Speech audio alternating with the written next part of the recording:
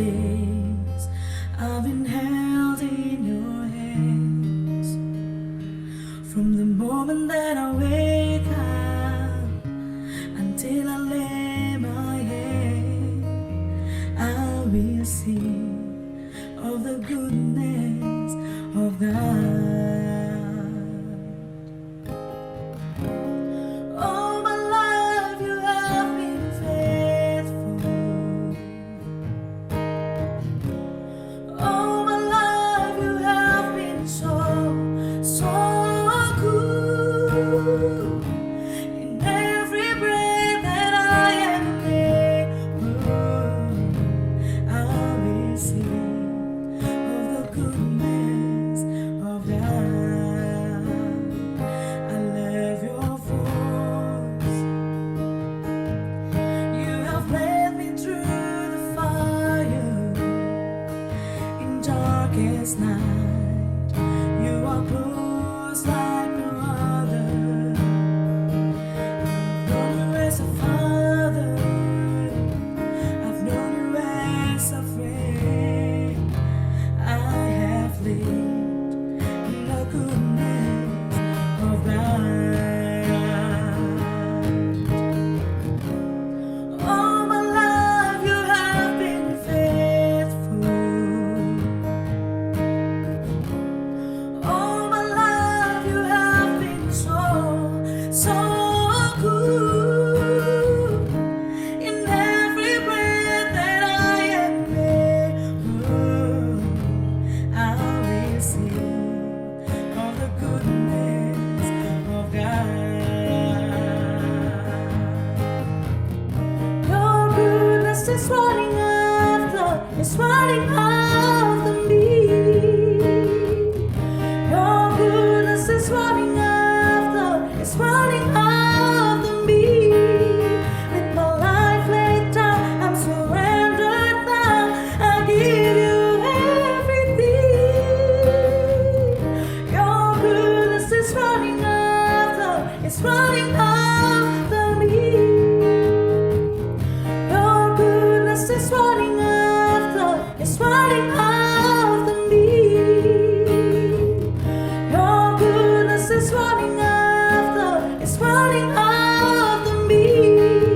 With my life laid down, I'm surrendered now. I give you everything. Your goodness is running after me.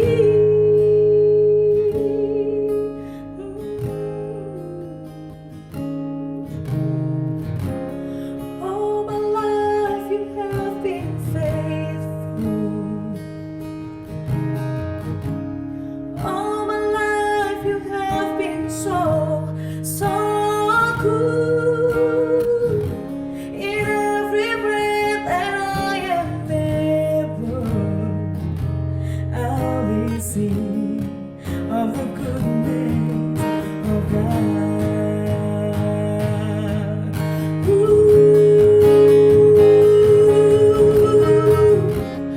All my life you have been faithful.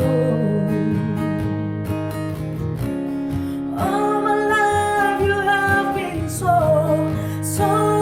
good. In every breath that I am able, I will sing of the goodness of God. I will sing of the goodness of God.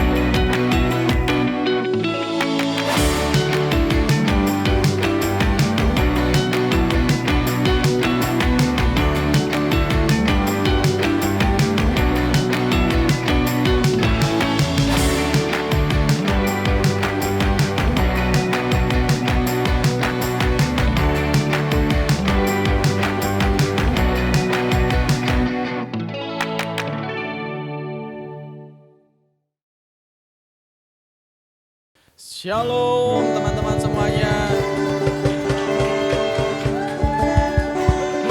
Haleluya. Saya berdoa untuk setiap teman-teman dimanapun teman-teman berada.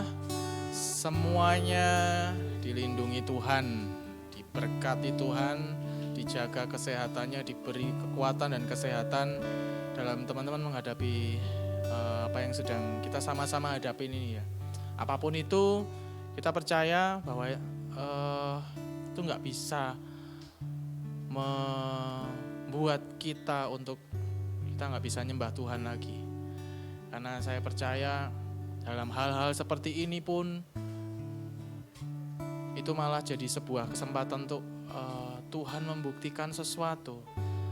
Tuhan menunjukkan sesuatu, Tuhan menunjukkan kuasa-Nya untuk setiap kita. Jadi dalam segala hal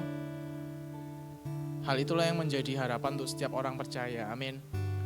Bahwa ada sebuah bencana, ada sebuah wabah atau apapun, ini malah jadi kesempatan untuk kita menyaksikan Tuhan kita dahsyat. Lewat pertolongannya, lewat setiap jawaban doanya. Jadi jangan kecut dan tawar hati, kuatkan dan teguhkanlah hatimu, amin. Yes. Kita mau sama-sama nyembah Tuhan saat ini, meskipun lewat online, saya percaya kuasa Tuhan tidak terbatas. Tuhan bisa menjamah teman-teman, hadiratnya bisa hadir di mana saja. Bahkan sampai saat ini pun ketika teman-teman mungkin sendirian di rumah, saya nyatakan bahwa teman-teman gak pernah sendiri. Hadirat Tuhan selalu bersama kalian. Amin. Yuk siapkan hati kita saat ini. Kami mengucap syukur Tuhan. Sungguh kami mengucap syukur.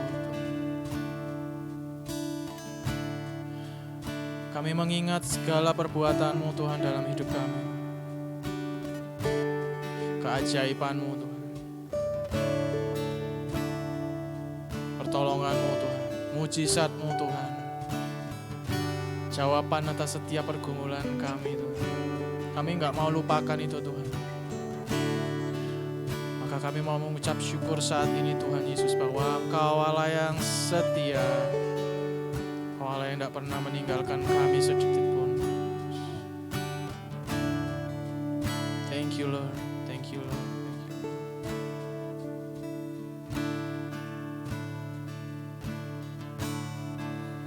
thank you.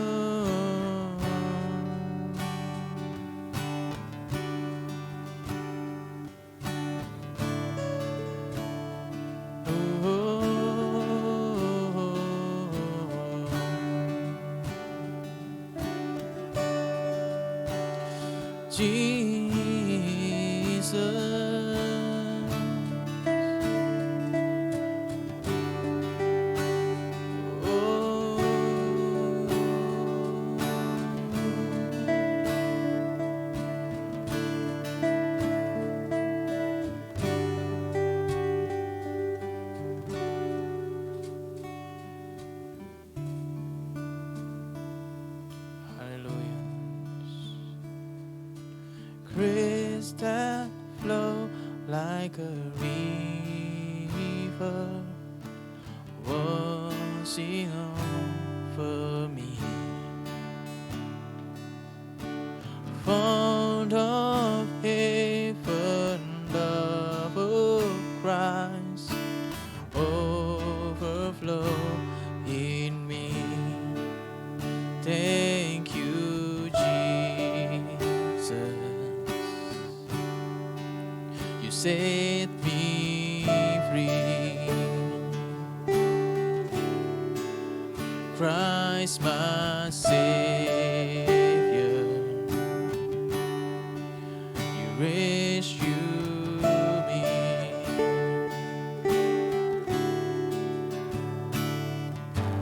Take this life, deliver a vessel of your love. Holy now, devoted to set your random come. Thank you, Jesus. set me free. Christ my Savior, you rescue me. Thank you, Jesus, you set me free. Christ my Savior, set me free.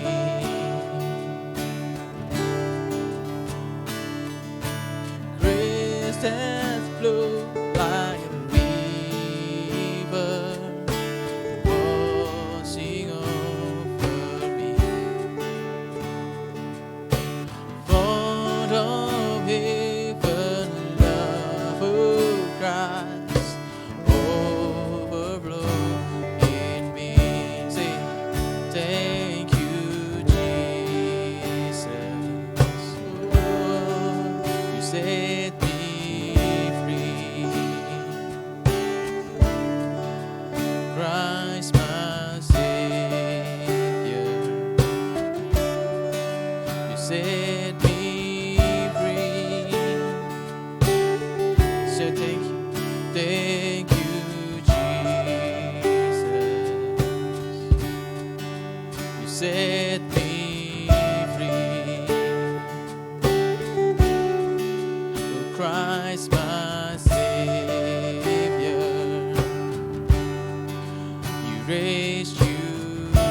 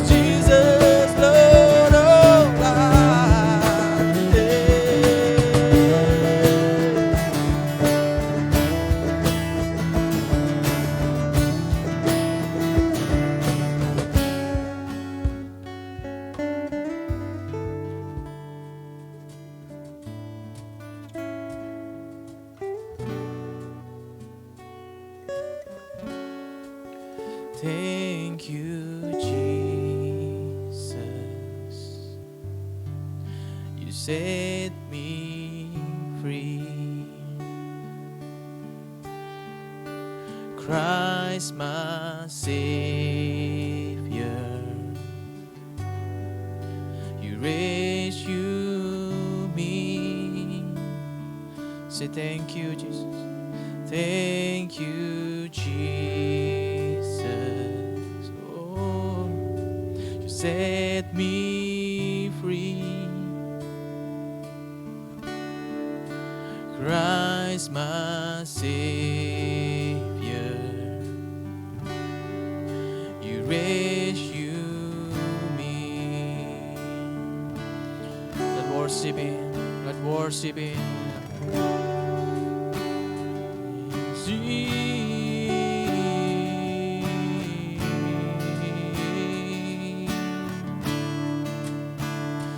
My Jesus.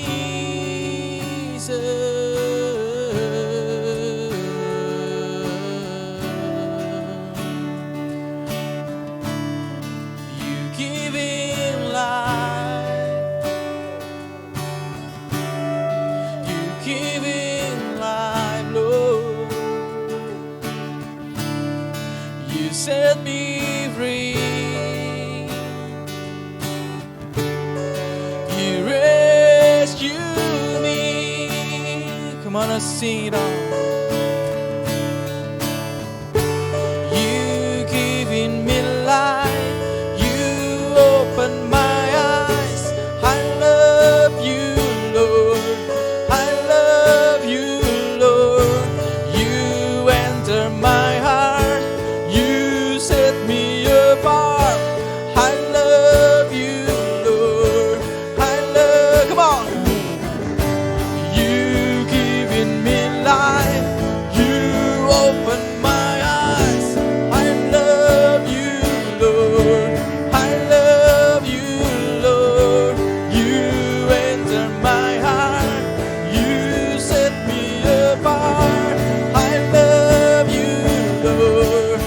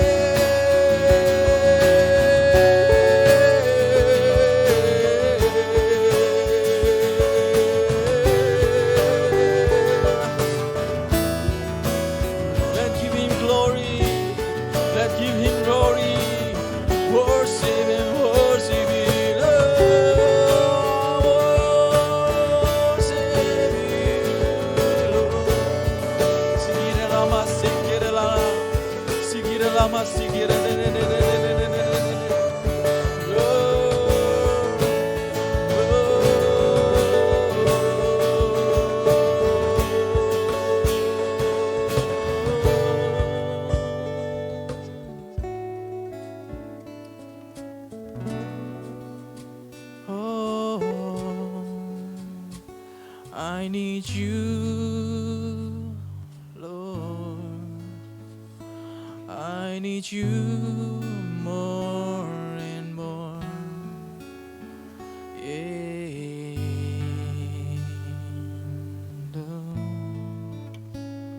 Yes, I need you, God. You alone, Lord. Yes, I declare it. I declare it now. I need you, I need you, I need you. Oh.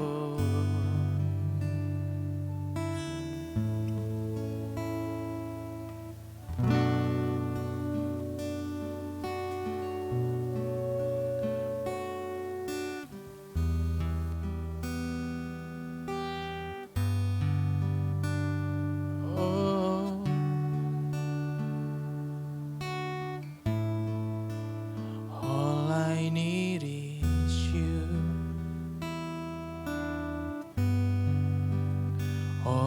I need is you, Lord. Is you, Lord. All I need is you. All I need is you, Lord. Is you, Lord. All I need is you. All I need is you, Lord. Is you, Lord. Declare. All I need is you. All I need is you, Lord. Is you, Lord. All I need is you. All I need is you, Lord. Is you, Lord. All I need is you. All I need is you, Lord. Come on. Is you, Lord. All I need is you. All I need is you, Lord. Is you, Lord. All I need is you. All I need is you. Yeah, all I need is you. All I need is you. All I need is you. All I need is you. All I need is you. All I need is you. All I need is you. All I need is you. All I need is you. All I need is you, Lord. Is you, Lord. All I need is you. Come on, sing it out. All I need is you, Lord. Is you, Lord. All I need is you. All I need is you, Lord. Is you, Lord. All I need is you. All I need is you, Lord. Is you, Lord, beautiful. All I need is you. Oh Lord, all I need is you, Lord.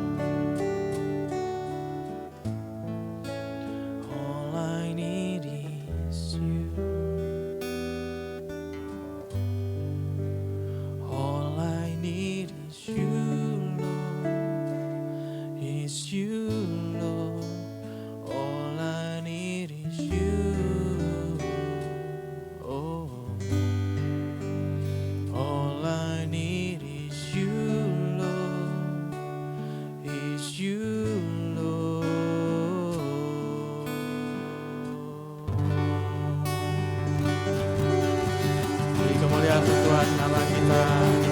Kami butuh Engkau Tuhan. Kami butuh Engkau Tuhan. Yes, Lord. Terima kasih Tuhan Yesus. Penyertaan-Mu nyata Tuhan atas hidup kami. Dulu, sekarang, dan selama-lamanya enggak pernah berubah Tuhan. Kami mau buktikan Tuhan, Engkau Allah yang selalu menyertai kami, menopang kami, memberkati kami Tuhan. Kami mau melakukan firman-Mu saat ini Bapa. Seperti firman-Mu berkata, bawalah 1/10 dari apa yang Kau miliki dalam rumah Tuhan. Dan ujilah aku, apakah aku tidak akan membukakan tingkap-tingkap langit bagimu. Saat ini Tuhan Yesus, kami menyatukan hati kami Tuhan. Kami mau melakukan firman-Mu. Kami membawa Tuhan 1/10 dari apa yang kami miliki. Apa yang kami hasilkan Tuhan. Hasil jerih payah kami Tuhan. Inilah bukti bahwa Engkau Allah yang tetap sampai sekarang memberkati kami. Terima kasih Tuhan Yesus. Terima kasih Tuhan. Kami mau mengembalikan Tuhan 1/10 dari apa yang kami hasilkan Tuhan. Ini milik-Mu Tuhan Yesus. Terima kasih Bapa. Kami mengucap syukur punya Allah yang seperti Engkau. Allah yang gak pernah meninggalkan kami. Allah yang hidup. Allah yang nyata bagi kami semua. Terima kasih Tuhan Yesus. Mari semua teman-teman yang diberkati dan siap melakukan firman Tuhan, katakan amin. Haleluya.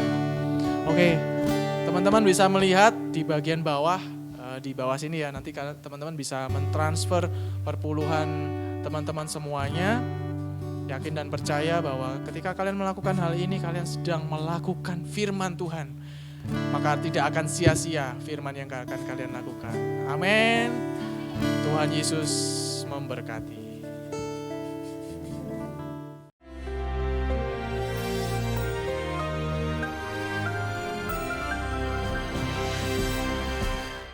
Shalom warga kerajaan. Tidak ada yang lebih berharga daripada bagi setiap seorang ayah adalah keturunannya, anak-anak dan cucu-cucunya. Karena firman Tuhan mengatakan kemuliaan anak-anak adalah orang tuanya, tapi kebanggaan dari seorang kakek seperti saya ya, yaitu cucu-cucunya. Karena itu firman Tuhan mengajarkan Amsal 22 ayat 6.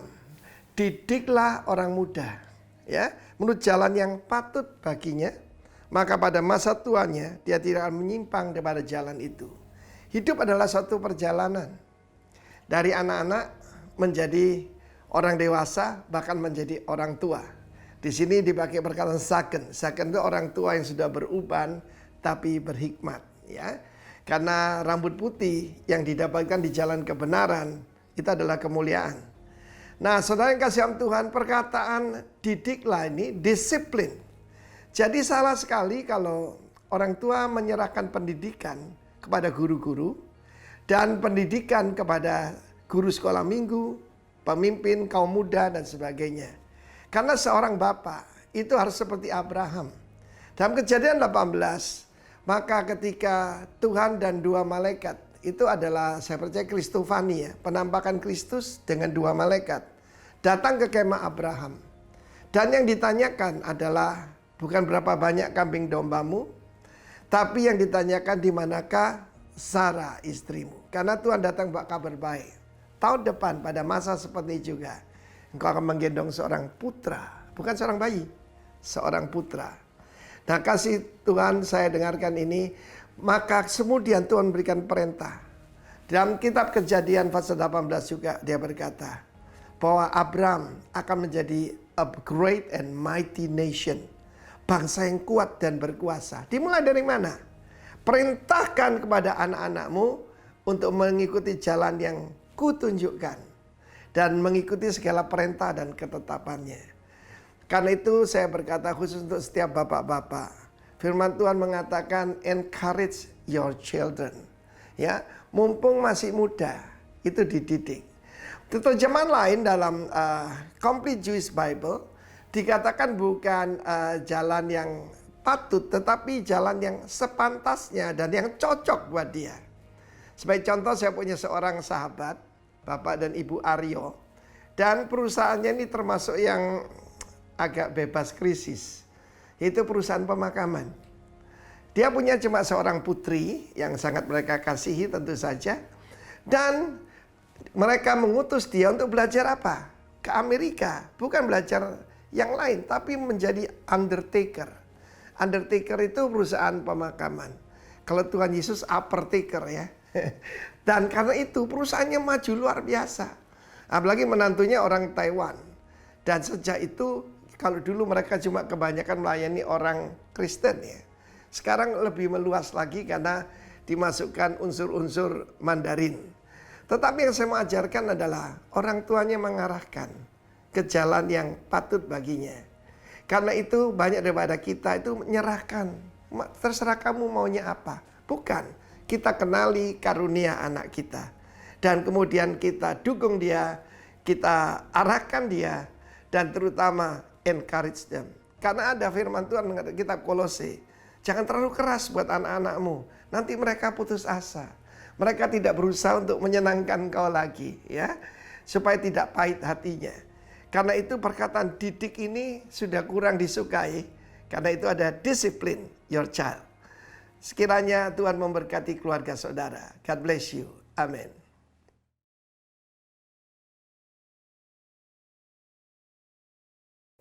Shalom teman-teman semuanya, saya percaya Tuhan baik luar biasa sampai hari ini, bahwasanya kasih setianya kekal untuk selama-lamanya. Hari ini kesempatan yang Tuhan berikan kepada kita untuk kita kembali mengingat kebaikan Tuhan lewat perjamuan kudus, lewat tubuh dan darah Kristus yang menjadi pusat dari iman kita, yang menjadi pusat dari kepercayaan kita. Nah, oleh sebab itu mari kita ambil waktu sejenak untuk kita bisa mempersiapkan segala sesuatunya, roti dan anggur yang sudah kita siapkan, untuk kita bisa bersama-sama mengingat korban Tuhan Yesus di kayu salib. Dan hari ini kita ambil bagian bersama-sama dengan seluruh gereja Tuhan, seluruh dunia, gereja universal. Mari kita bersama-sama kita berdoa, kita akan memberkati tubuh dan darah Kristus, roti dan anggur yang ada diberkati di dalam nama Tuhan Yesus. Mari kita berdoa. Terima kasih Tuhan, kami mengucap syukur, kami berdoa buat roti dan anggur ini yang ada di tangan kami masing-masing. Tuhan memberkatinya, menguduskannya, dan mempersatukannya dengan tubuh dan darah-Mu. Waktu kami memakannya, kami makan dengan iman, itu menjadi tubuh-Mu, menjadi darah-Mu sendiri, menjadi kekuatan bagi roh kami semuanya. Kami mengingatnya di dalam nama Tuhan Yesus Kristus. Engkau tidak terbatas oleh ruang dan waktu, dimanapun kami melakukannya, Engkau hadir bersama-sama dengan kami. Terima kasih Bapa di surga, terima kasih Roh Kudus, terima kasih Tuhan Yesus. Kami mengucap syukur, kami berdoa di dalam nama Tuhan Yesus Kristus. Haleluya. Amin. Mari kita angkat bersama-sama roti yang sudah dipersekutukan dengan tubuh dan darah Yesus. Mari kita bersama-sama ambil waktu sejenak, kita mau berkonsentrasi. Ini bukan cuma sekedar ibadah atau upacara keagamaan biasa, tapi ini benar-benar iman kita, kehidupan Kristus yang ada dalam diri kita. Mari kita bersama-sama angkat roti di tangan kanan kita, dan kita akan berdoa, kita akan mendeklarasikan, bukankah roti yang kita angkat tinggi ini adalah persekutuan kita dengan tubuh Yesus. Kalau Anda percaya, kalian percaya, gereja Tuhan percaya, makan dengan iman di dalam nama Tuhan Yesus Kristus.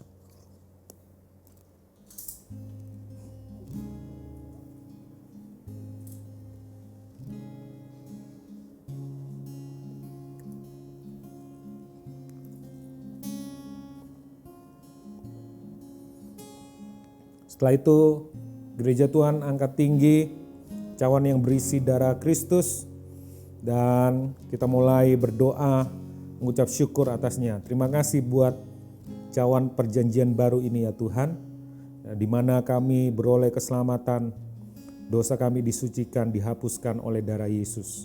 Sebab itu kami mengangkat tinggi, kami mengingatnya. Kami mengucap syukur atasnya. Terima kasih Tuhan. Dan bukankah cawan yang berisi darah Kristus ini yang kita angkat tinggi ini adalah persekutuan dengan darah Yesus? Kalau Anda percaya, mari kita bersama-sama minum di dalam nama Tuhan Yesus Kristus.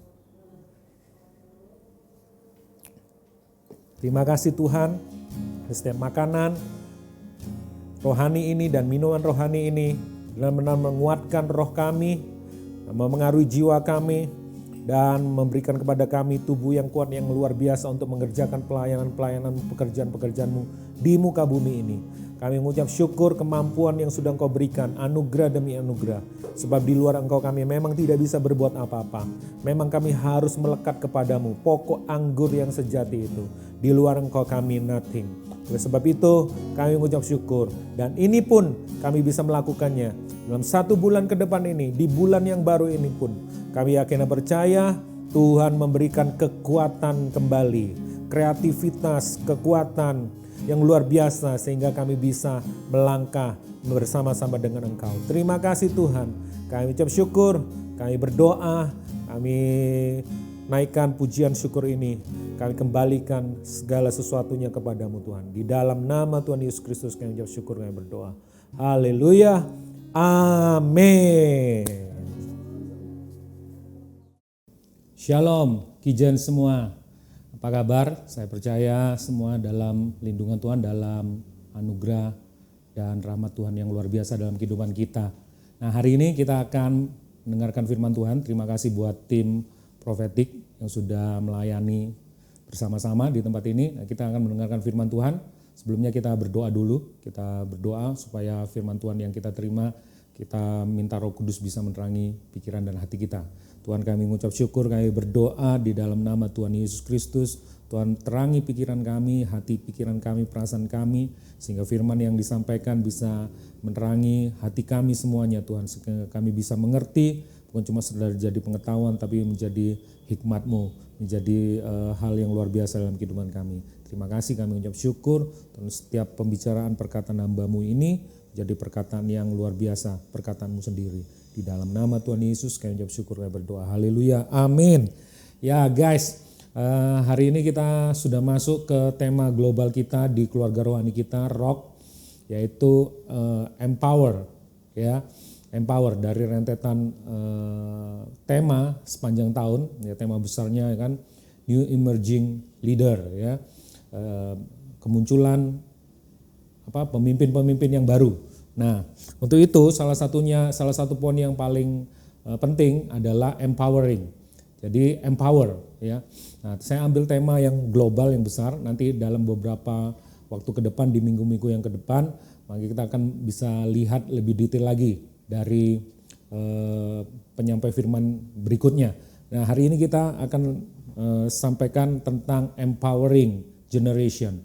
Nah, ini menjadi hal yang sangat krusial, menjadi hal yang sangat penting.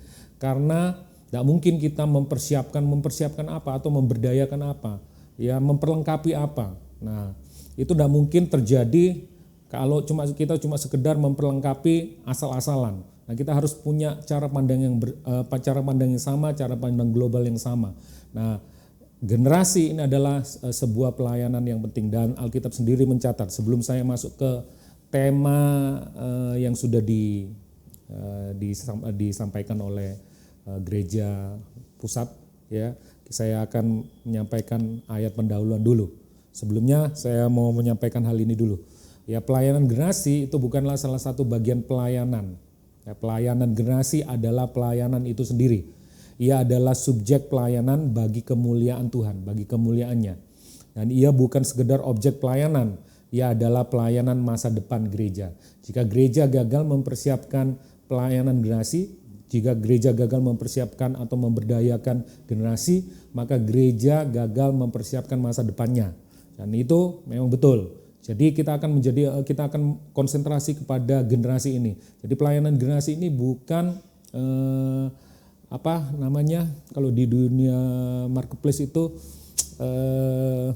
coba tolong. Karir, titik karir, apa itu? Apa? Cepat. Ya, satu kata, dua kata. Tangga karir apa selain itu apa ya? Ya, titian karir. Apa sih? Iya kan?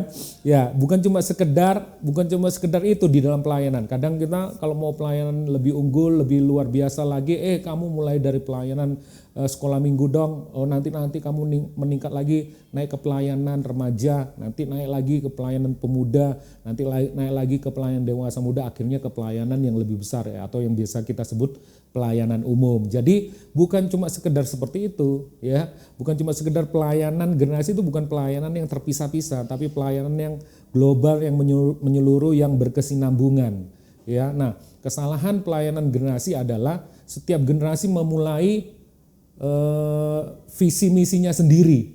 Jadi setiap generasi tidak ada kesinambungan visi misi. Jadi generasi yang terlalu bikin ya, habis itu dia putus di tengah jalan, dan disambung ke generasi berikutnya. Nanti generasi berikutnya mulai lagi dari nol, tidak membangun dari generasi yang sebelumnya, mulai dari nol. Begitu juga seterusnya dan seterusnya. Jadi setiap generasi punya tantangannya sendiri-sendiri, dan setiap generasi menyisakan raksasanya sendiri-sendiri. Jadi raksasa yang dulu, generasi terdahulu belum dikalahkan, nah sekarang jadi raksasa dari generasi berikutnya. Jadi raksasanya jadi double gitu ya.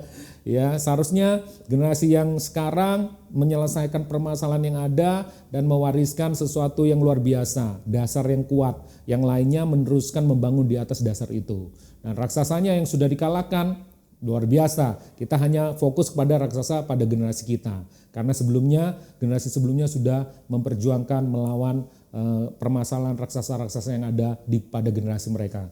Dan kalau itu terjadi, maka kita akan lihat kesinambungan yang luar biasa. Nah, pelayanan ini adalah pelayanan yang penting. Jadi bukan cuma sekedar program, tapi pelayanan generasi itu adalah pelayanan itu sendiri.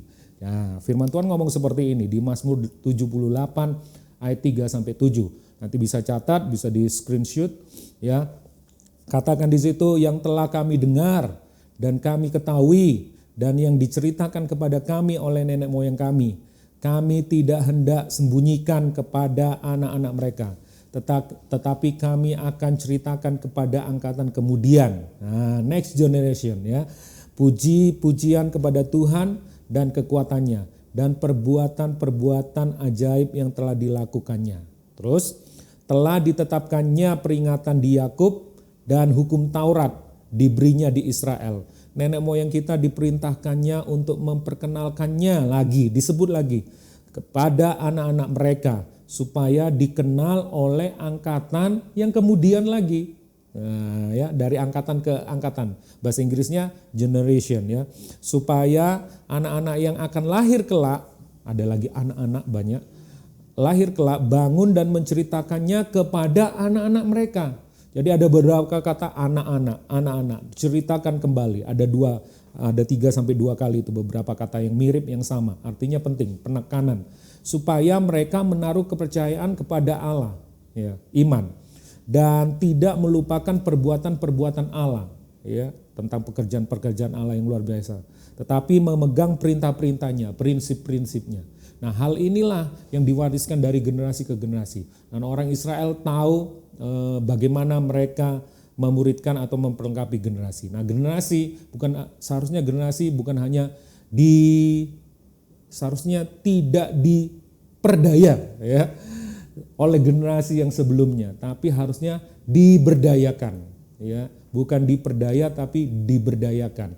Nah, ayat tema kita ya, tema dari pusat Amsal 22 ayat 6. Nah, kalau mengacu dari Mazmur 78 tadi, kalau kita sudah baca yang tadi, maka kita akan lihat ayat ini dengan jelas bahwa di ayat ini bukan cuma sekedar ayat bagaimana orang muda harus taat kepada orang tua, bukan cuma sekedar itu gambarnya, tapi ada satu gambaran yang jelas, yang besar, yang bisa kita lihat, di mana ayat ini syarat dengan generasi, pelayanan generasi. Yuk kita baca bersama-sama. Didiklah orang muda, berarti ada orang tua, ada generasi sebelumnya, orang muda ya, menurut jalan yang patut baginya. Maka pada masa tuanya pun ia tidak akan menyimpang daripada jalan itu. Pada masa tuanya, waktu dia jadi generasi tua, ya, dia tidak akan menyimpang dari jalan itu. Nah, jalan itu apa? Nanti ini yang kita akan pelajari ya. Itu akan punya siklus, ya, dia diterima dari generasi sebelumnya dan dia sampai masa tuanya dia pun juga melakukan hal yang sama. Nah, Amsal ini bercerita pusatnya adalah generasi, ya. Jadi saya mengambil tema besar hari ini adalah empowering generation, ya. Nah, untuk mengetahui Amsal ini kita perlu tahu, karena Amsal ini banyak kata-kata hikmat. Ini salah satu kitab syair, puisi dari lima kitab puisi. Ini pelajaran Alkitab sedikit ya, supaya kita bisa mengerti kita punya kitab ya, Alkitab, kitab suci. Nah, ada lima kitab puisi, Mazmur, ya kan, Kidung Agung, Pengkhotbah, Amsal, dan Job. Job itu apa? Ayub. Ada 5 kurang lebih. Dan ini Amsal salah satunya, termasuk kitab syair, puisi, ya, ada di situ. Jadi kadang-kadang kan ada yang tidak nyambung di situ, terpisah, bahas sesuatu yang baru dan sebagainya. Sedikit sekali kalau ayat yang berikutnya, ayat seterusnya nyambung dengan ayat yang berikutnya. Nah, perlu kita mengetahui secara kitab ini secara gambaran besarnya. Dilihat dari si penulis, yaitu Sulaiman, ya, Raja Sulaiman, Raja Salomo. Jadi perlu kita mengetahui cara berpikirnya, latar belakangnya, kenapa Salomo menulis Amsal ini, apa yang dia mau tuju, apa yang jadi latar belakangnya. Nah, saudara harus tahu, teman-teman semua harus tahu bahwa Amsal itu ditulis oleh Raja Salomo ketika dia mendapat hikmat dari Tuhan, ya, tahu ceritanya ya di 1 Raja-Raja 3, dia dapat berjumpa dengan Tuhan, lalu Salomo ditanya, kamu mau minta apa? Minta hikmat, ya, supaya bisa memimpin bangsa yang besar. Akhirnya dikasih hikmat. Dan dari situ Salomo menulis banyak Amsal, banyak puisi, ya, tentang binatang, tentang tumbuh-tumbuhan, musik, dan ratusan ya puisi ditulis di situ.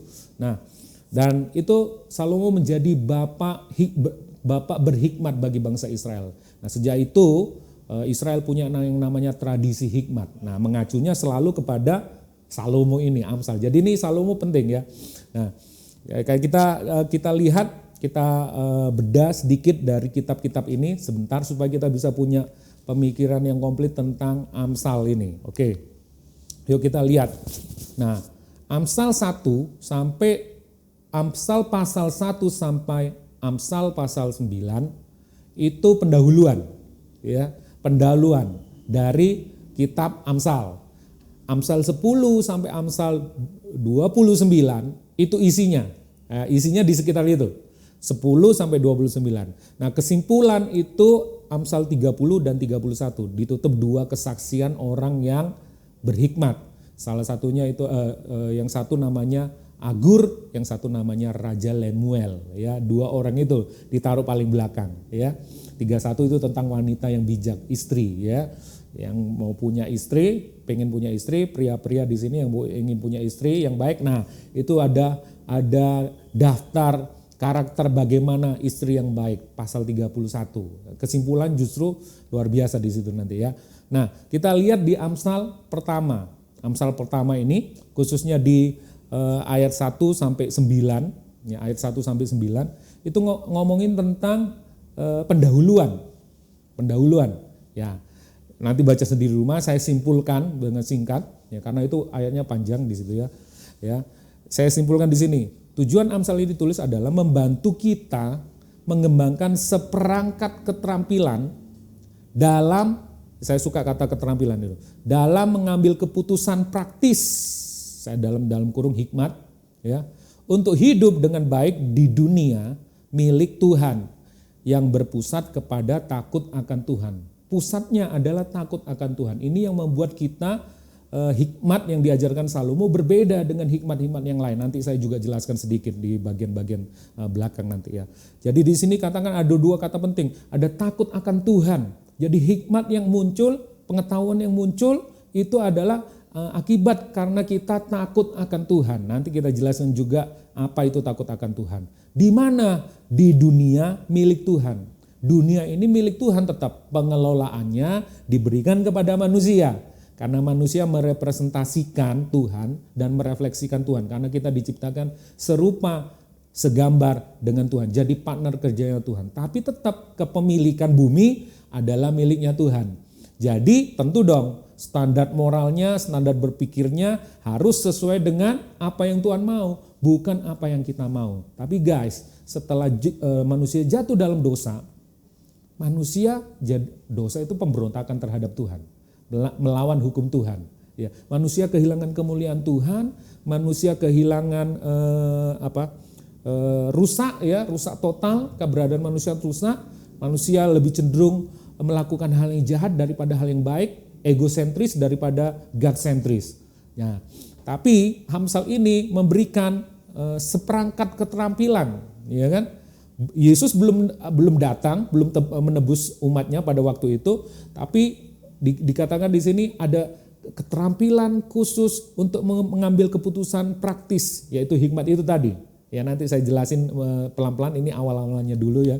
Keputusan dalam mengambil keputusan praktis untuk mengatur hidup kita dengan baik di dunia milik Tuhan. Kata-kata itu penting, keputusan praktis. Nah, hikmat ini bicara tentang pilihan-pilihan yang harus kita ambil. Nah, tentunya dasarnya jelas kan, takut akan Tuhan. Standar moralnya Tuhan, bukan standar moralnya ya kalau kamu anggap benar, bagi aku nggak benar ya udahlah, ya kan, nggak bisa. Ini standar mutlak, ya absolut. Jadi bukan relatif, bukan kebenaran yang relatif. Nah, hari ini generasi kita dicekoi oleh kebenaran yang relatif. Jadi kalau kebenaran menurutmu itu benar, belum tentu benar buat aku. Tapi Alkitab berkata di sini jelas, Amsal ini ditulis dengan gambaran yang seperti ini, ya, bahwa kita hidup di dunia milik Tuhan, ya. Dasarnya jelas, takut akan Tuhan. Terus ada standar-standar yang harus kita lakukan. Kalau kita lakukan, nah kurang lebih seperti ini gambaran pola moral berpikir dari Amsal. Nah, Amsal 1 sampai Amsal pasal 1 sampai Amsal pasal 7 itu banyak nasihat ayah, digambarkan nasihat ayah, hai anakku, my son gitu ya. Hai anakku, itu banyak sekali. Kurang lebih ada 10 nasihat ayah kepada anaknya. Ngomongnya tentang apa? Ngomongnya rata-rata tentang seperti ini gambarannya. Hikmat, ya kejarlah hikmat, takut akan Tuhan, itu pasti. Ya, lalu lakukan hal yang ini, kebajikan, integritas, kemurahan. Maka kamu kalau melakukan ini, maka kamu akan sukses. Kesuksesan bukan cuma sukses tok, bukan cuma sukses saja, tapi damai. Ada orang yang sukses tapi tidak damai. Ya, nah kesuksesan ini saya tidak akan bahas lebih lanjut, ya kan? Semua orang pasti punya tujuan ke situ, tapi sukses yang seperti apa? Ini baru satu bagian, ya. Satu bagian, tapi ada Amsal, ada kitab puisi pengecualian yang lain. Contoh Ayub, contoh Pengkhotbah, ya kan? Nah di situ ceritanya nggak seperti di Amsal, makanya kita perlu dua-duanya supaya seimbang. Kalau Ayub itu tentang penderitaan, mungkin orang nggak suka, tapi hidup kita ini perlu banyak masalah. Masalah itu nggak perlu diundang, akan selalu ada masalah karena dunia ini sudah jatuh dalam dosa. Belum lagi nanti kita mengalami hal-hal yang seperti Raja Salomo yang masuk usia apa itu? Aduh, kok lupa. Usia parubaya, ya kan? Dia ngalami, aduh semua sia-sia, apa yang aku sia-sia. Nah, ada banyak orang akan ngalami itu. Nah, tapi di gambaran ini, gambaran yang ideal. Tapi apakah pasti seperti itu? Belum tentu juga. Nanti Anda bisa baca di kitab puisi yang lainnya. Tapi ini gambaran secara umum, ya. Secara umum orang mau sukses, damai, hidup damai. Ya, oke, ini gambaran pola pikir moralnya seperti ini. Dan kalau kamu bodoh, melawan Tuhan, jahat, pemberontak, maka hidupmu otomatis berpusat kepada dirimu sendiri. Kesombongan, di mana ada iri hati dan berpusat pada diri sendiri, mementingkan diri sendiri, di situ banyak kekacauan. Makanya hidupmu akan hancur dan rasa malu. Ini umum, rumusan umum, ya kan? Yang disampaikan oleh ayah kepada anaknya. Dan juga ada gambaran yang disampaikan oleh ayah kepada anaknya ini tentang hikmat. Digambarkan sebagai wanita yang berhikmat. Lady Wisdom. Ya, digambarkan seperti wanita. Awal dimulai awal Amsal dimulai dengan wanita, akhir Amsal nanti kesimpulannya ditutup oleh seorang wanita juga, ya. Gambaran wanita yang menjalankan hikmat digambarkan sebagai istri yang luar biasa. Siapa yang mendapatkannya, wah luar biasa. Itu luar biasa ini, jadi nggak sembarangan. Yang diawali dengan Lady Wisdom, terakhir juga ditutup dengan seorang wanita, seorang ibu yang luar biasa yang mengajarkan hikmat kepada generasinya. Nah, di sini dikatakan tidak ditulis memang di bahasa ininya, muncul nanti di bahasa aslinya bentuknya feminim ya. Amsal 1 ayat 20 sampai 33, Amsal 3 ayat 13 sampai 20, Amsal pasal 8, yang paling jelas Amsal pasal 8, Amsal pasal 9. Saya rekomen untuk baca Amsal pasal 8. Dikatakan di situ ya. Dan apa yang dilakukan di situ, yang diajarkan kehidupan tentang keadilan, kebenaran, integritas, kejujuran ya. Nah, ini yang disampaikan oleh seorang ayah kepada anaknya, cara puitis untuk mengklaim bahwa kita hidup dalam alam semesta yang bermoral Tuhan. Jadi hikmat itu ada di mana-mana katanya seorang papa itu kepada anaknya. Hikmat itu memanggil, ada di jalan, ada di mana. Alam ini menceritakan tentang hikmat Tuhan. Binatang sekeliling tempat kita tinggal ini semua menceritakan hikmat Tuhan. Cakrawala katanya menceritakan kebesaran Tuhan, menceritakan kemuliaan Tuhan. Nah, di pasal 8 itu diceritakan bagaimana waktu Tuhan membentuk bumi, Tuhan menenunnya dengan hikmat. Jadi wisdom everywhere ya. Wisdom everywhere, ada di mana-mana. Jadi dunia yang dibentuk Tuhan, yang di mana kita tempat tinggal, kita tinggali ini, itu adalah hasil rancangan Tuhan yang penuh hikmat, selaras, harmoni dan sebagainya. Tapi karena dosa, semuanya jadi terdegradasi dan semuanya jadi kacau. Nah, oke. Nanti saya jelasin pelan-pelan. Ya, takut akan Tuhan dan hikmat itu sama dengan hidup harmoni dengan alam semesta. Nah, dosa itu membuat segala sesuatunya tidak harmoni. Manusia jadi serakah, haus kekuasaan, alam jadi rusak kan? Ya, banyak bencana alam, banyak penyakit, banyak virus baru datang. Kenapa? Karena keserakan manusia, karena dosa. Pusatnya bukan lagi takut akan Tuhan, pusatnya bukan lagi standar moralnya Tuhan, tapi standar moralnya diri sendiri, yang mementingkan diri sendiri. Ya, akhirnya apa? Bodoh dan jahat, memberontak terhadap Tuhan, kesombongan, keserakahan, ya, haus kekuasaan dan sebagainya, membuat dunia ini tidak harmonis. Ya.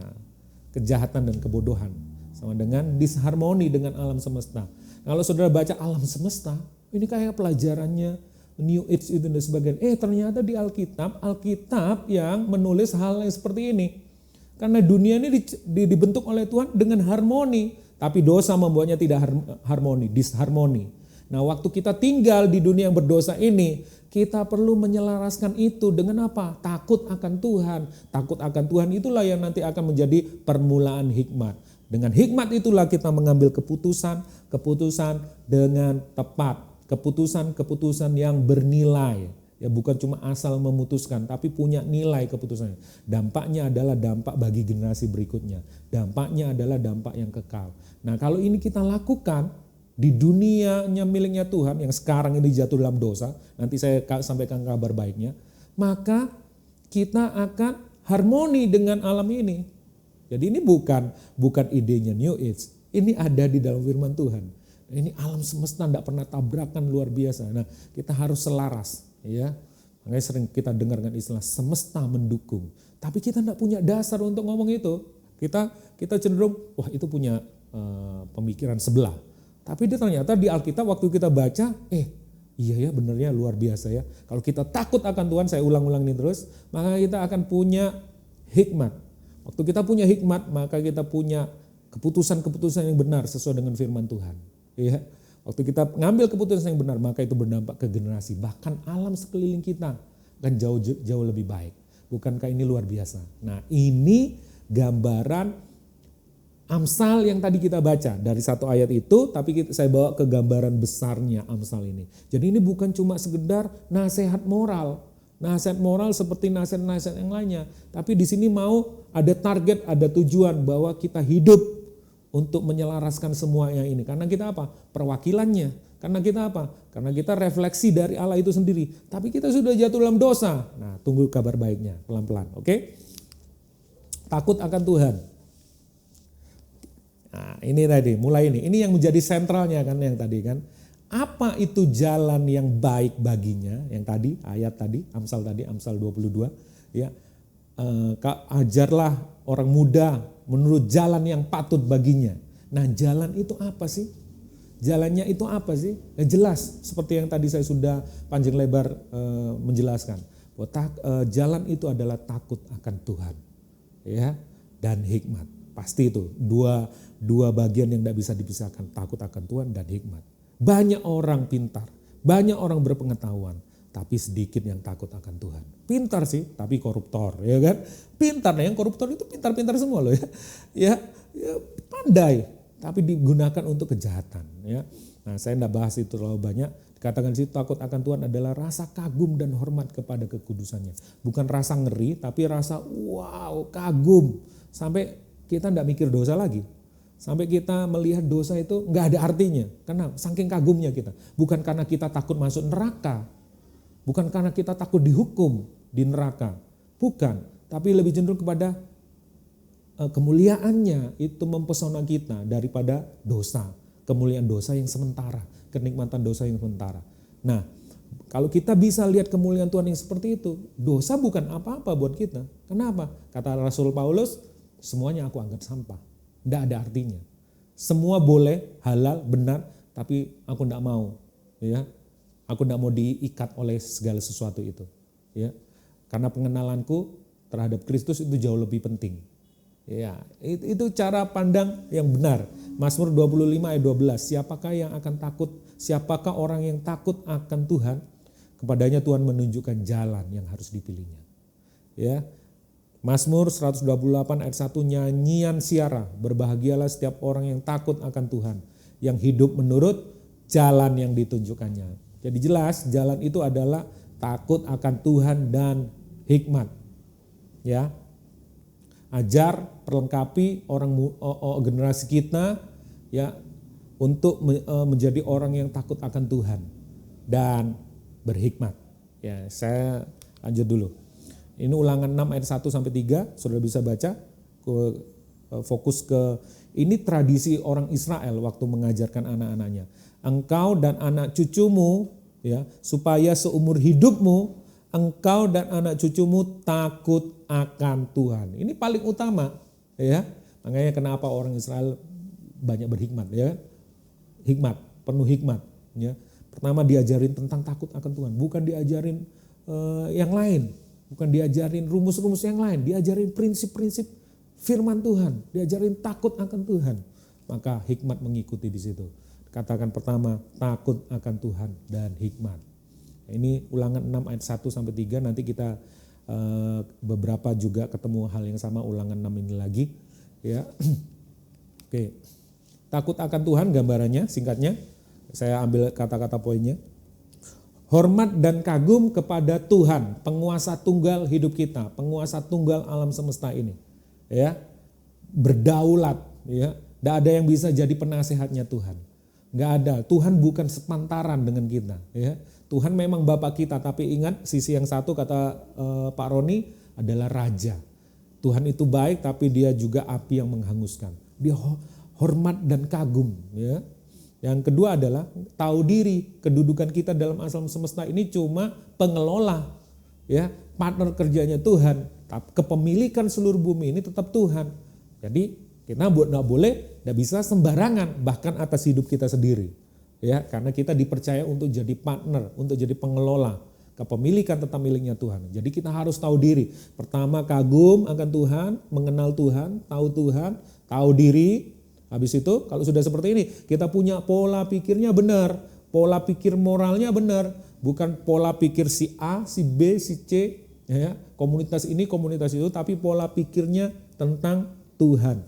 Apa yang Tuhan mau, apa yang Tuhan kehendaki. Nah, dari situ dibutuhkan yang namanya merendahkan diri. Jadi nggak bisa seenaknya, surrender, merendahkan diri, mau dibentuk, mau diatur oleh Tuhan. Nah, ini gambaran takut akan Tuhan. Jadi bukan takut-takut ngeri, bukan. Teror, bukan ya. Tapi lebih cenderung 4 hal ini ya. Dalam kerangka berpikir kita harusnya ada 4 hal ini. Oke, lanjut, saya jelasin dulu singkat yang hikmat. Hikmat kalau di Amsal 1 ayat 1 sampai 7 itu ada beberapa, kalau dilihat bahasa aslinya ada beberapa tingkatannya, ada beberapa gambaran ya. Contoh ya, Amsal 1 ayat 1. Amsal Salomo bin Daud, raja Israel, untuk mengetahui hikmat, wisdom. Bahasa aslinya chokhmah ya, dan didikan. Ya, didikan itu instruction of wisdom, ada cara-caranya ya, instruksinya untuk mengerti kata-kata yang bermakna. 3, untuk menerima didikan yang menjadikan pandai. Kalau bahasa Indonesia pandai, bahasa Inggrisnya wisdom, tapi bahasa aslinya sakal. Ya, saya ambil kata yang paling mewakili understanding, pengertian. Ya, terus serta kebenaran, keadilan dan kejujuran. 4, untuk memberikan kecerdasan. Nah, knowledge, kecerdasan, ya bla bla bla dan sebagainya. Jadi ada wisdom, understanding, knowledge, ya. Tapi dasarnya semua takut akan Tuhan tadi itu. Nah, orang punya knowledge, punya kecerdasan, belum tentu punya understanding. Orang punya understanding dan knowledge belum tentu juga punya hikmat. Karena ada orang punya knowledge, sudah punya pengertian, tapi tidak punya hikmat Tuhan. Justru yang punya adalah hikmat manusia. Nah, itu contoh ya. Nah, ini untuk membandingkan, ini bisa saya jelaskan singkat aja, tidak usah terlalu ini. Ini perbandingannya secara umum, ya, secara umum dunia pun mengakuinya. Dan kita harus mengejar ini juga, ya. Karena ini dunia juga bersaing dalam hal yang seperti ini. Knowledge, understanding, wisdom. Knowledge itu tentang fakta-fakta saja, ya kan? Understanding mulai meningkat, makna, ya, mulai mengerti, ya. Bukan cuma sekedar tahu fakta tapi mulai bisa membaca fakta, makna, ada makna di situ, ya kan? Ya.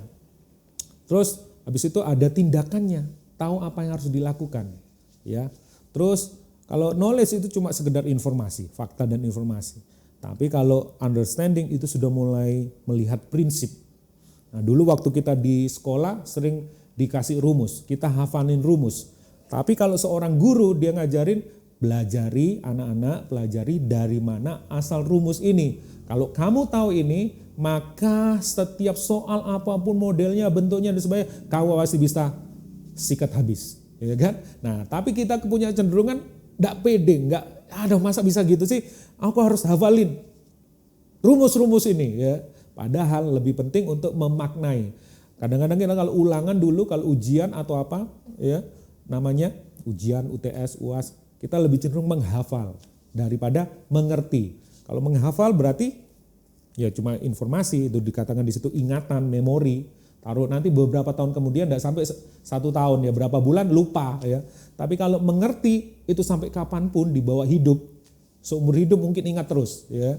Nah, kenapa? Tahu prinsipnya, tahu alasannya, ya, tahu alasan kenapa ilmu ini seperti ini, dia tahu alasannya. Nanti mau dikasih soal seperti apa modelnya, dia bisa jawab. Kenapa? Dia tahu cara berpikirnya, dia tahu alasannya. Nah, kalau yang wisdom itu sudah mulai tindakan. Oh, ini kok ada 2 ya, tindakan. Salah itu. Ingatan, alasan, ada yang salah. Oke. Sarjana, ya, itu gambarnya seperti sarjana, seperti guru, dan yang ini wisdom itu pelaku, ya, pelaku, praktisi, ya. Kalau yang knowledge itu belajar memahami, kalau understanding, terus belajar menjadi, ya, belajar tentang ekonomi, ya, mulai bukan cuma sekedar belajar tapi memahami perekonomian terjadi di Indonesia, dia mulai ngerti, oh paham, oh iya ini karena ini dan sebagainya. Seperti Ibu Menteri kita ya, Ibu Sri Mulyani, ya kan, keren dia bukan coba tahu ekonomi, dia memahami banget detail-detail, mau itu makro, mau itu mikro, dia tahu banget, ya kan. Nah, bukan cuma memahami beliau, tapi juga menjadi ekonom yang handal. Tadi belajar ekonomi, memahami, dan sekarang jadi ekonom. Nah, bedanya kan beda banget. Belajar tentang Yesus, memahami tentang Yesus, menjadi serupa seperti Yesus. Beda. Ya, yang kalau itu knowledge lebih banyak apa, mengapa, dan ini how. Nah ini semua ini orang dunia juga punya dan harus menuju ke sini semua.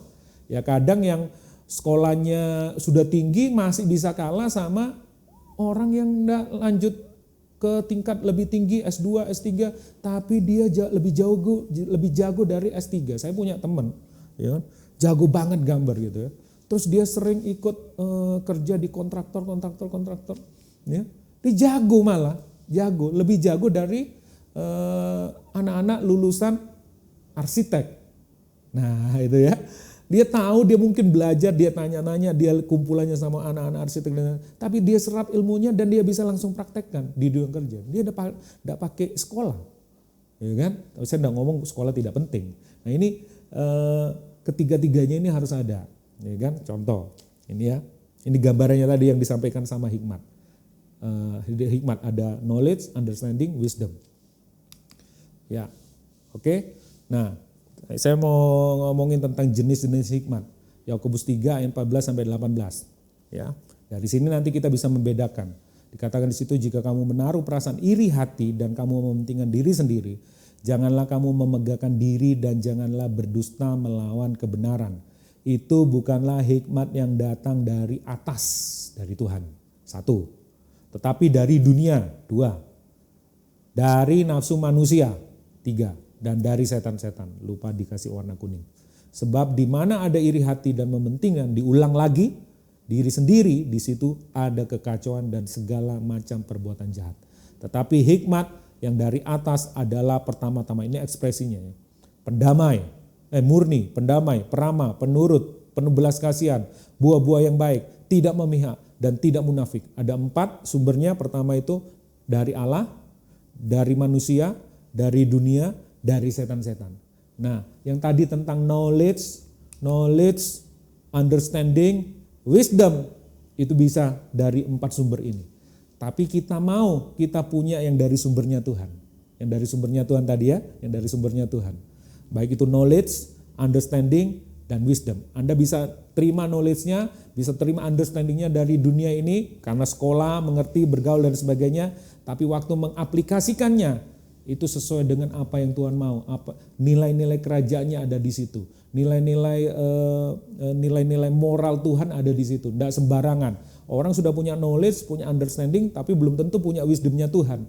Ya, malah pakai wisdomnya dunia, gak apa-apa. Kalau zaman sekarang tidak untung, waduh nanti kita bisa hilang, semua pada bikin kayak gitu semua kok. Nah, ya kan?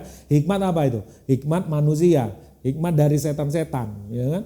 Hikmat dari pemikiran-pemikiran manusia yang katanya iri hati dan mementingkan diri sendiri. Sekarang lebih banyak kayak gitu, menguntungkan diri sendiri. Tidak apa-apa, buang limbah sembarangan. Yang penting tidak ketahuan, ya. Yang penting bayar bagian pemerintahan ininya supaya bisa lolos. Buang limbah sembarangan dan sebagainya. Merugikan, alam semestanya jadi rusak.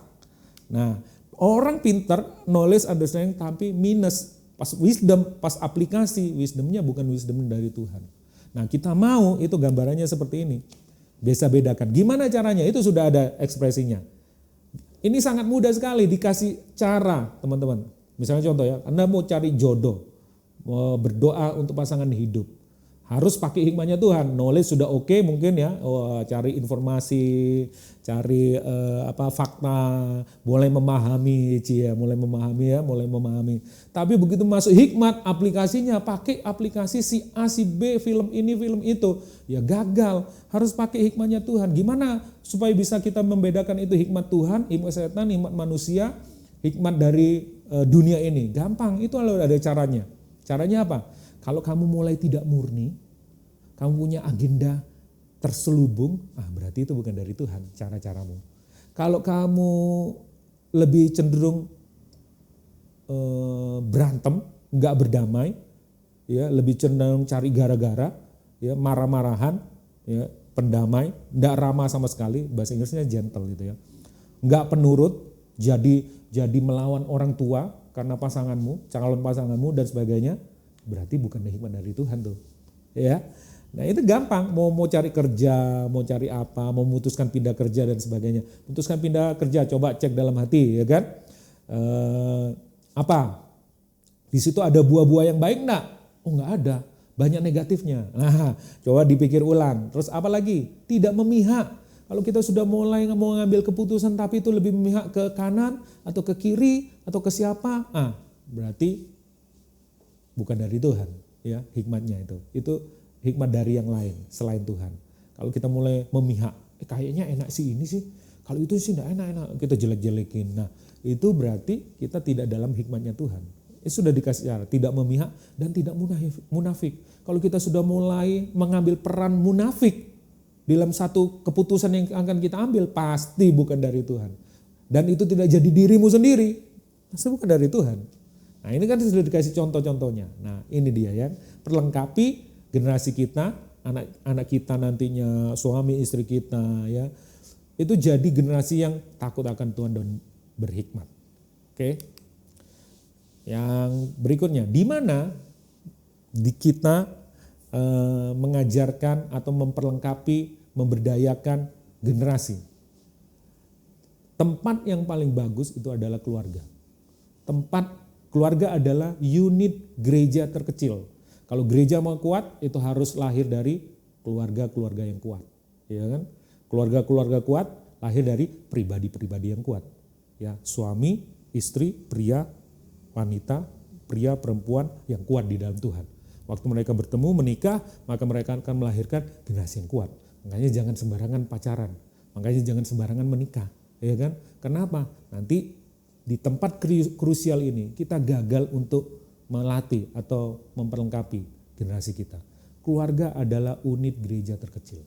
Pria seharusnya mengambil tempat sebagai penerima visinya Tuhan, sebagai imam, sebagai pemimpin, tapi kadang-kadang kita miss di situ. Ayo Pak berdoa, gak mau mama aja berdoa, ya kan? Nah itu sudah nggak selaras dengan alam semesta, ya kan? Sudah nggak selaras, sudah disharmoni. Kenapa? Pria dari sononya secara kosmis ya, secara kosmik itu ditentukan untuk jadi pemimpin setelah Tuhan. Ya, wanita penolong karena pria ini harus mengerjakan pekerjaan Tuhan. Nah kalau ini diputar bolak-balik, diputar jungkir balik dan sebagainya, prianya pasif. Nah contoh-contoh Alkitab banyak, saya tidak usah bahas. Abraham, Ishak, awal-awalnya seperti itu. Ya, Yakub, ya, Daud juga salah satunya, ya. Oke, nah ini dia tempat terbaik untuk memperlengkapi generasi. Ya, dikatakan di situ, dengarlah hai orang Israel, Tuhan Allah kita Tuhan yang esa. Diajarin tentang Tuhan. Ya, bawahnya ayat yang ke-7 langsung. Haruslah engkau mengajarkannya, bukan sekali dua kali, berulang-ulang kepada anak-anakmu dan membicarakannya apabila engkau duduk di rumahmu. Waktu engkau nanti sedang dalam perjalanan, sedang kemana, berbaring dan sebagainya, itu kamu selalu omongin. Keluarga adalah tempat yang terbaik. Harta yang paling berharga adalah keluarga, katanya keluarga cemara. Ya kan? Itu ya, keluarga. Jadi inilah makanya kita harus benar-benar fokus ke pasangan hidupnya, nggak boleh sembarangan men. Ya, please. Karena enggak kita akan gagal, kita akan mengulang kesalahan-kesalahan dari generasi yang terdahulu. Berikutnya, siapa yang harus bertanggung jawab atas generasi ini? Saya memperlengkapi generasi, memberdayakan generasi. Tanggung jawab kita semua, bukan cuma tanggung jawab orang tua, bukan cuma tanggung jawab kita, bukan tanggung jawab nanti generasi yang berikutnya, tidak. Jangan seperti Hizkia, waktu dinubuatkan oleh Nabi, wah nanti kamu akan, ini bait suci akan dirampas. Enggak apa-apa, yang penting tidak terjadi dalam generasiku, aman. Yang penting dalam generasiku damai sejahtera. Nah itu mementingkan diri sendiri. Nanti anak cucunya yang repot, ya kan. Nah ada 3 dosa generasi. Dosa generasi adalah tidak menghormati generasi terdahulu, tidak melayani generasi yang sekarang.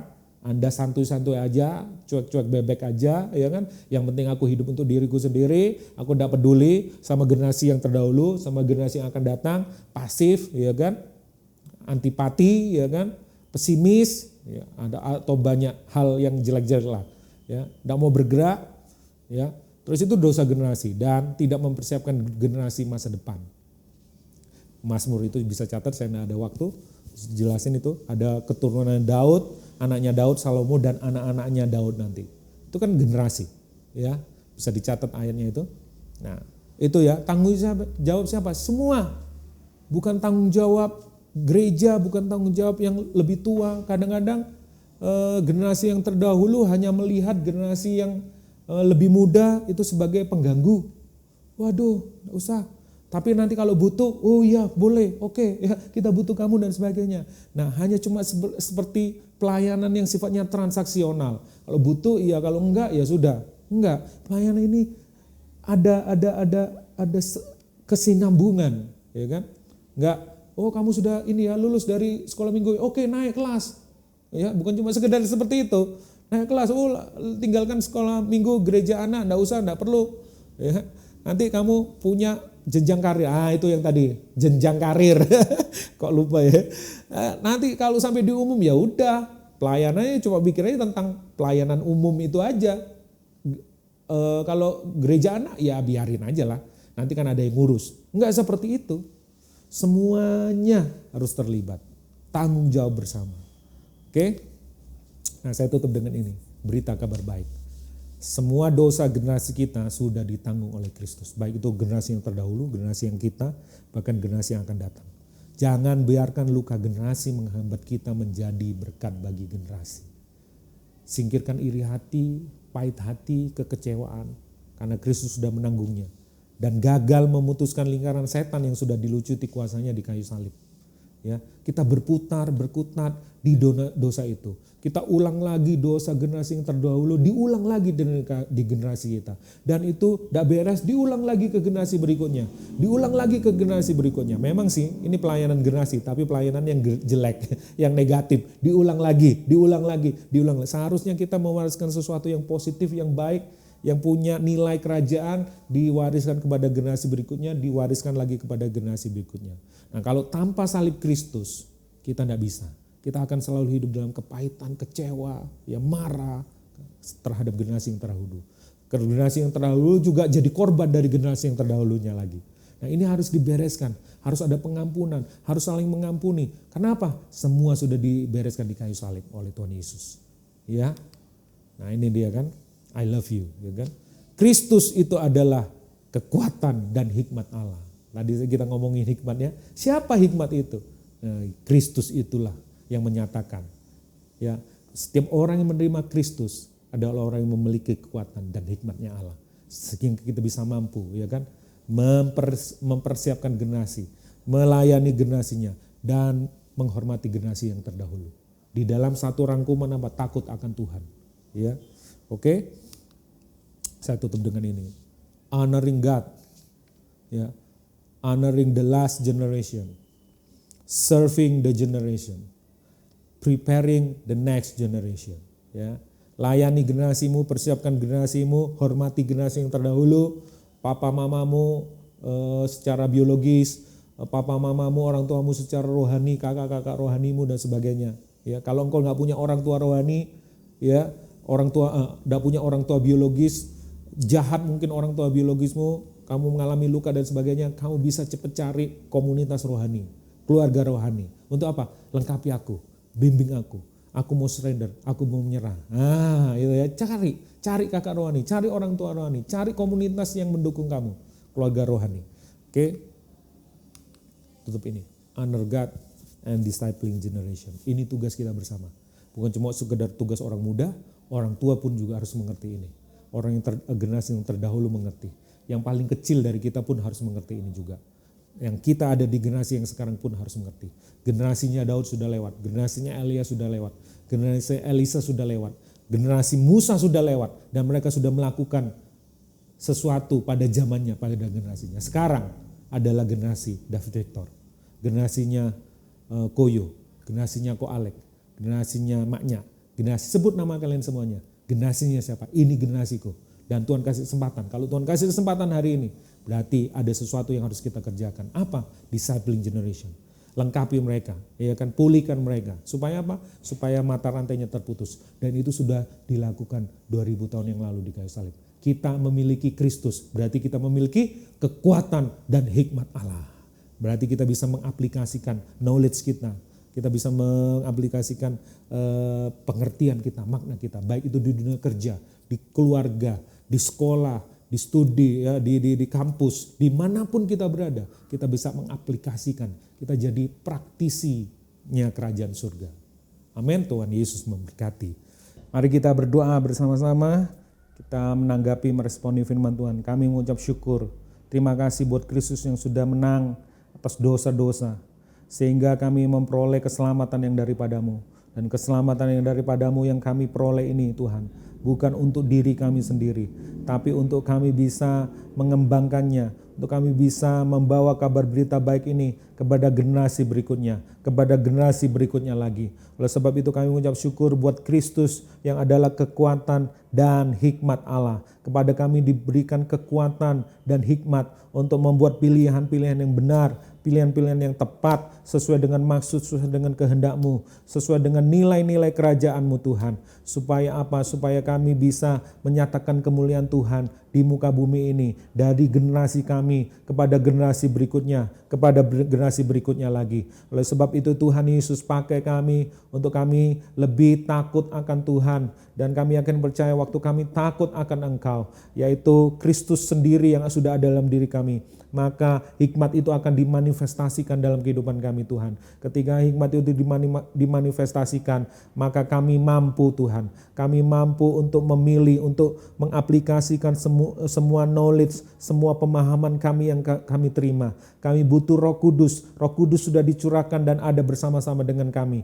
Itulah yang akan membantu menolong kami Tuhan Yesus, untuk kami bisa melayani generasi kami, hidup memperlengkapi generasi kami Tuhan. Kami mengampuni generasi yang terdahulu. Kami menyelesaikan, menyembuhkan luka-luka kami Tuhan. Karena anugerah-Mu cukup. Kayu salib sudah memberikan anugerah dan itu cukup untuk kami bisa memutuskan mata rantai si jahat dari generasi yang terdahulu, supaya tidak terulang lagi kepada generasi berikutnya.